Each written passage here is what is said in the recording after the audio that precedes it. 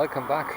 We see some track marks here, and we see a digger here. Groupie is excited? No. Not? Not yet. Not yet, okay. It looks a bit tatty, but it does need a little bit of work. But it runs and drives. It certainly will need a service. We're gonna go through it in a minute. I just need to check a couple of things. It's got a few rust marks. It's not new, for sure. This cylinder is weeping a little bit. I didn't know that. Yeah, apart from that, got me 2 buckets.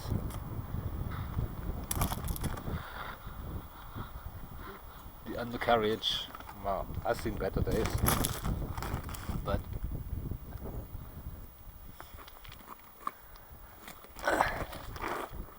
yeah, the rollers are a little bit worn. We can do something with that, just weld them. And I got the hood, but the hinges are broken, so I need to sort that. The filter has seen better days. Everything is old. So let's see if we have some coolant in that thing here. Yeah, there's some coolant in it. At least something. It's a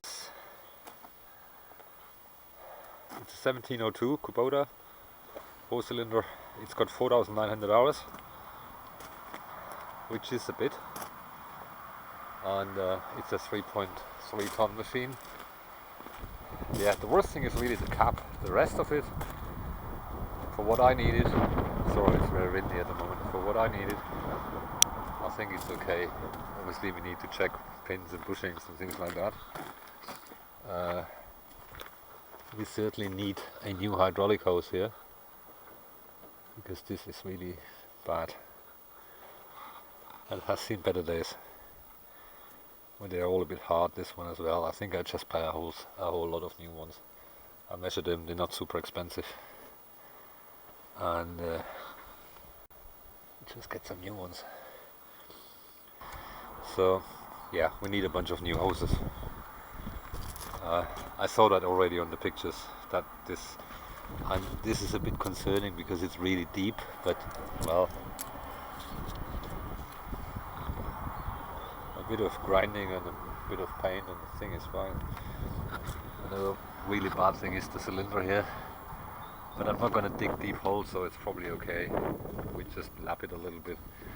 Worst case, we make a new rod for the cylinder. This one is bad as well. Yeah, I think all the hydraulic hoses are good to go. Yeah, so that's pretty much it. I'll fire it up later when I fix that hydraulic leak, because it's still pissing. Even the battery holds charge. Not the newest one anymore. Well, okay. The reason why I opted for this one rather than a smaller one, because the smaller ones are more expensive. And also this one has a cap, even the cap is rotten. But here it's just raining too often, and so it's better to have a cap. Obviously it needs some work, but we can fix that. I didn't try the slow.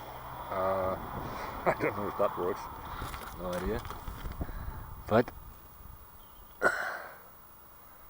yeah, it does look worse than it is. The rollers are, all the track rollers are probably need some attention. I heard some funny squeaking noise of this side here. Let me fix that leak, or try to fix it, and then we'll drive it to its resting place, and we'll see. Look here, the seat is weatherproof now. Alright. not unhappy. Oh, by the way, it's a KH90. They've been made from 1984, so who knows how old it is.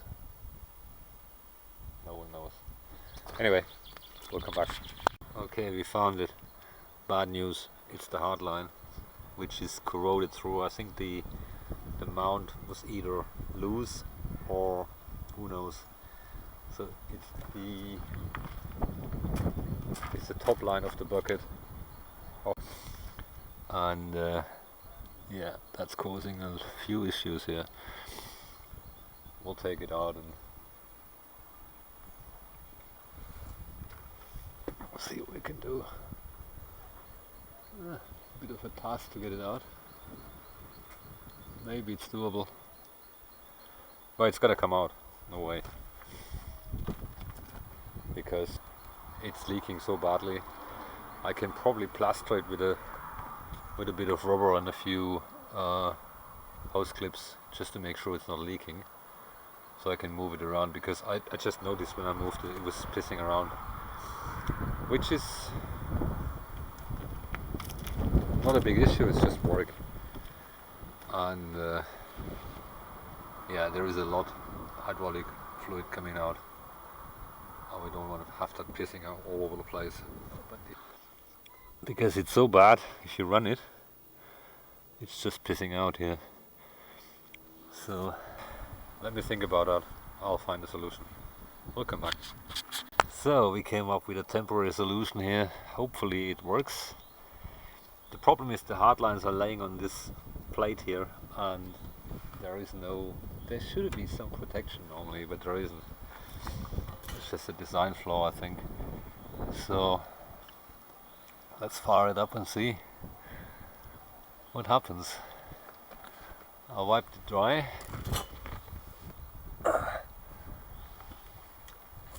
Let's try it. It starts okay for the amount of hours. It goes alright. 4,900 hours. Fuel gauge doesn't work, or is nothing in it. I don't know. The engine does need a little bit of glow, but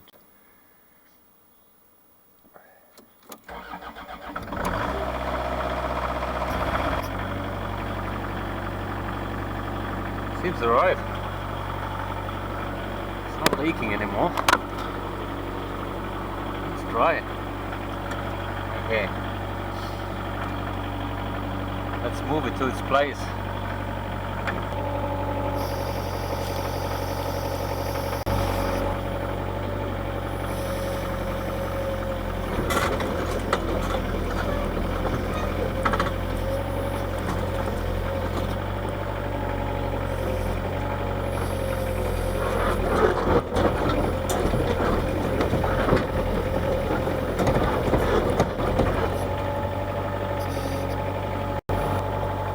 Oh no, that's the slope. That's working.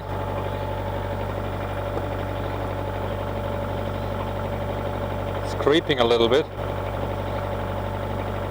There's a bit of play in the swivel gear.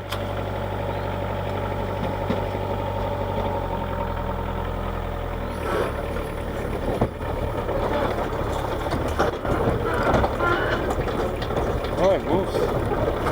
I'm deliberately in idle, just to make sure I'm not going to hit anything here. The controls are actually smooth, so I'm just sitting. I can't really do it with the feet because I'm sitting too low, so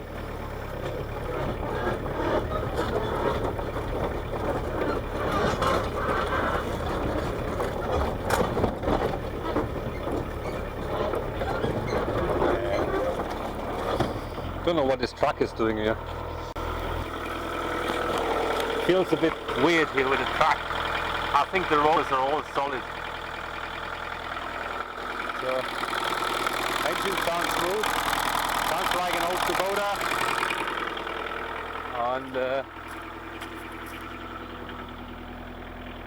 there's still a little bit coming, but I think that's just a remain, so it's okay at the moment. It can't stay this way, but it's at least working.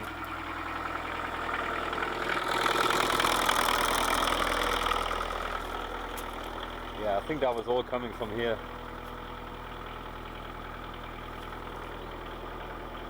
We'll see where else shit is coming out. Okay, let's move on here. I just want to get it out of the way, so just in case something happens, I can again at least use the car. Right, I'm gonna put it down here again.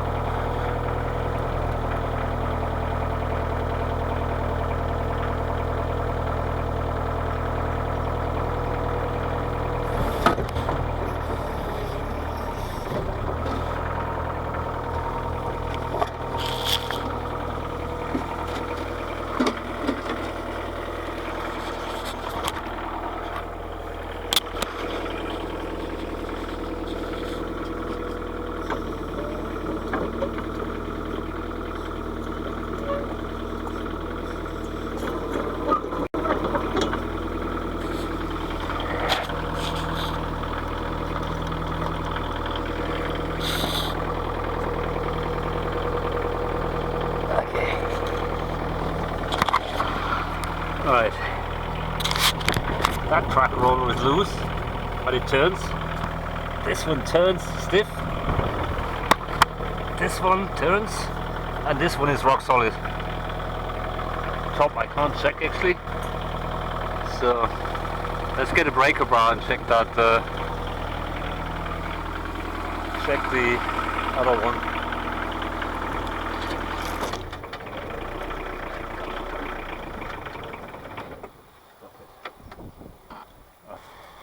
Alright, yeah, it does work. The slew has a lot of play.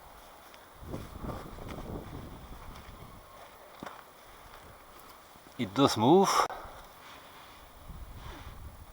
and it looks the bearing, if you look at the gap, because now the weight of the machine is on the dipper arm. The gap looks okay, so it might not have a lot of play in the bearing, because the trunnion bearing, or the turret bearing actually, yeah, that would be a bigger job. But we have a forklift, so that's not the biggest issue. I think, from what I can see, it's all fixable. I just need to figure out what's going on. I need Groupie to operate the controls to see what this sprocket is, what this idler bearing is doing, because that's all over the place. And you can see it was rubbing on these tracks. There's actually material displaced, so who knows. Alright, well,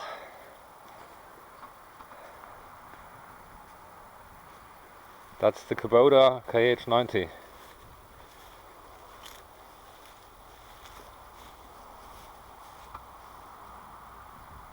The only unexpected thing was actually that leaking hardline.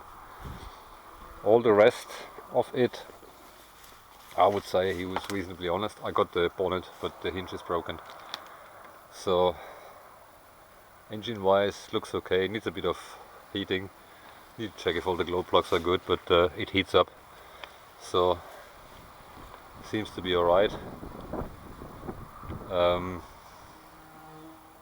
We got hydraulic pressure. I can't see any other leaks at the moment. There's a lot of rust everywhere. but it's just a sheet metal. The door is absolutely horrid. Look at the door, it's just completely gone, but nothing which isn't fixable. And here with the car you probably won't pass the MOT anymore. The escape hatch is there, yeah, but well, that's what it is. The ashtray is rusted away, which is a big no-no actually. Ashtray is the most important thing on a digger. Yeah, look at that. All the sheet metal of the cab is completely gone. But it's only the cab. And if you look at the same machines of the same age, they all look the same. It's all rotted away.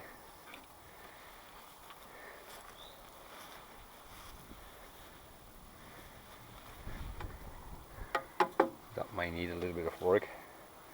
Yeah, honestly, I'm not unhappy with it. It's doing what it's supposed to do. I think the ref counter doesn't work either. Obviously it needs a full service. Check the oil level in track motors. Undercarriage. Well, yeah, it has hours. Cleats are still present. A bit less on this side for whatever reason. I think it's because that track has a lot more play here. It's pretty wobbly. So yeah, and you can see the pins are quite worn actually, so it will need some work. But I think if we fix the rollers, give it a bit of tension, you're probably okay for now.